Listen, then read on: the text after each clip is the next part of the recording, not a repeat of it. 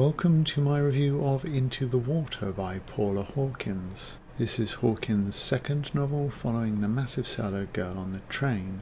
I picked this up at the same time as Laura Marshall's Friend Request, another thriller with a bit of a watery theme. See my review of that book.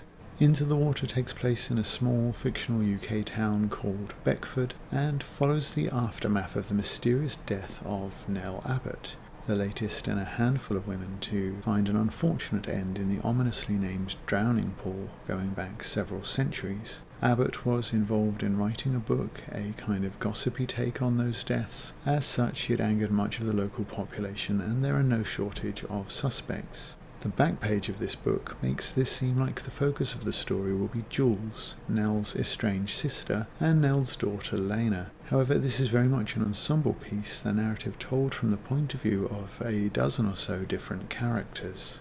Initially at least, the guide to the people of Beckford, printed at the beginning of the book, will be quite useful. But as the book goes on and the names become more familiar, then the book's flow, if you'll forgive the watery metaphor, becomes smoother.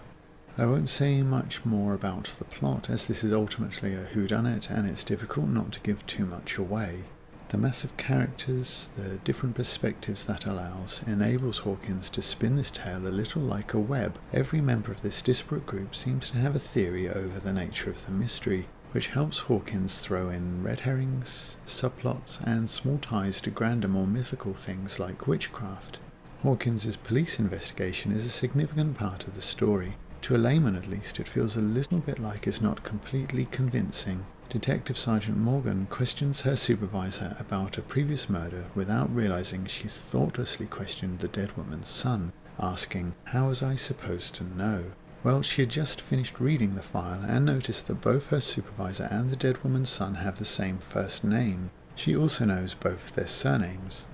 If I was a policeman, I'd consider that a clue.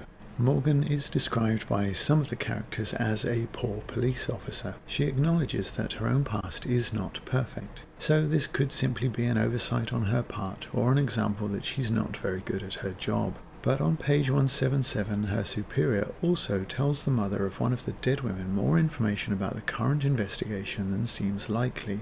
That this mother is absolutely devastated by her grief in a very effective portrayal of that, and also consumed by a desire for revenge, this revelation seems unlikely, and, like it also might put one of the other characters in danger. The mother has, just seconds before, said of a different suspect, "I know it's too late to punish her, but it should be made known," a line that indicates she is open to some sort of personal justice or vigilantism, and also that she might release publicly information that was passed to her. On page 185, the same police officers are talking to another witness about missing drugs, and she tells them, and I'm paraphrasing, but the exchange is something along these lines, "She didn't take that many pills, count what's left," and the police respond, "We will," implying that they hadn't already, despite having ample time to do so. This again seems unlikely. Sean and Erin, the officers in question, are portrayed as less than perfect, so perhaps this explains why their investigation is a touch muddled.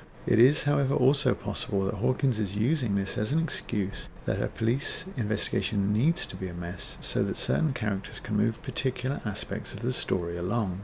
Hawkins's use of multiple narrators is also less well realized than you might expect, especially given the general overall quality of this book. Jules addresses much of her narration to her late sister, such as, "You were in my head, you never changed." Yet beyond this anomaly, none of the narrative voices feels truly unique. In that regard, the characters are less distinctive than, say, somebody like Robertson in Filth, but that level of individualization across more than a dozen voices might be as difficult to read as it is to write. In Into the Water, the switches then are more simple perspective switches, and the true narrative voice remains consistent across them. The quick-fire staccato of some of these passages, with most chapters over in barely a handful of pages, pushes the story along. When tied with the uncomplicated but energetic prose, it makes the book flow with a similar sort of pace to Dan Brown's Da Vinci Code or Cormac McCarthy's The Road. As well as she handles this, however, Hawkins doesn't quite nail it. As mentioned, the different voices remain similar, and Hawkins isn't too proud to cheat her perspective, occasionally including details that would be outside of the character's experience. Despite its mostly modern setting, this is a thriller with a distinct gothic flavour that will really appeal to fans of that genre. The multitude of narrators is a device that would be familiar to fans of Dracula or Richard Marsh's The Beetle, though The Beetle notably does it better, admittedly with a smaller cast. There is exotic, mysterious locations with the drowning pool, the cabin where legend claims that blood still seeps through the walls, and the mill house creaking and groaning with hints of the supernatural. This is also especially well realised through Jules' communes with her deceased sister and the mysticism surrounding the water and its eerie draw to the women of the tale.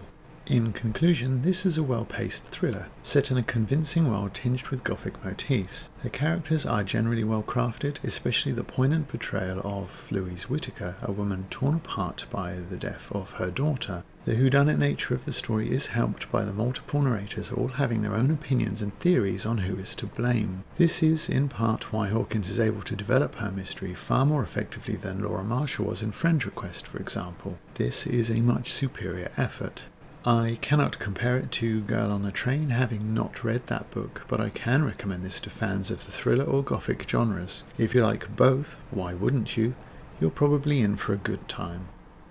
This is the point of the video where I suggest that clicking like or subscribing to the channel or leaving a comment or watching some of my other videos would be an effective use of your time. Thank you for watching. Goodbye.